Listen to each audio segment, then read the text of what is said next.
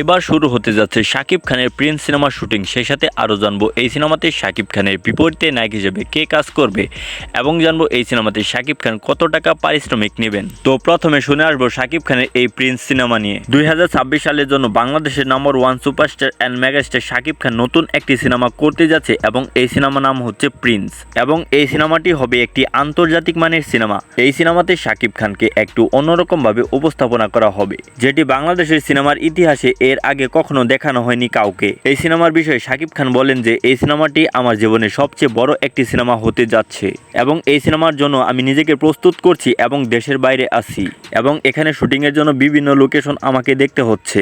তো এবার জানবো এই সিনেমাতে শাকিব খানের বিপরীতে নায়িকা হিসেবে কে কাজ করবে। গুঞ্জন উঠেছে শাকিব খানের বিপরীতে নায়িকা হিসেবে কাজ করবে কলকাতার মধুমিতা এবং দর্শকদের ইচ্ছা এই মধুমিতা সরকারি যেন শাকিব খানের বিপরীতে নায়িকা হিসেবে কাজ করে এই সিনেমাতে। এবং নায়িকার বিষয়ে পরিচালক আবু হায়াত জানিয়েছে এই সিনেমাতে মধুমিতাকেই নেওয়া হবে এবং এটাই ফাইনাল। এখন এই সিনেমার শুটিং এর জন্য আমরা লোকেশনগুলো সিলেক্ট করছি এবং পরবর্তী মাসে শুরু হতে পারে এই প্রিন্স সিনেমার শুটিং। তো এবার জানবো এই সিনেমাতে শাকিব খান কত টাকা পারিশ্রমিক নেবেন। বর্তমান সোশ্যাল মিডিয়ার মধ্যে দেখা যাচ্ছে শাকিব খান এই সিনেমার জন্য প্রায় 3 কোটি টাকা পারিশ্রমিক নেবেন বলে জানিয়েছেন এবং তার কম বেশিও হতে পারে। এবার জানবো এই সিনেমার জন্য পুরোপুরি কত টাকা বাজেট ধরা হয়েছে। যেহেতু প্রিন্স সিনেমাটি একটি আন্তর্জাতিক মানের সিনেমা হতে যাচ্ছে তাই এই সিনেমাতে ব্যয়বহুল খরচ হতে পারে। তাই পরিচালক আবু হায়াত জানিয়েছে এই সিনেমার জন্য তিনি প্রায় 50 কোটি টাকা বাজেট ধরেছে, এর বেশিও হতে পারে, সেটা পরে বিবেচনা করে দেখা যাবে। তো এটুকু ছিল আজকের আপডেট। পরবর্তী আপডেট ভিডিও পেতে আমাদের এই চ্যানেলটিকে অবশ্যই সাবস্ক্রাইব করে আমাদের পাশে থাকুন। ধন্যবাদ।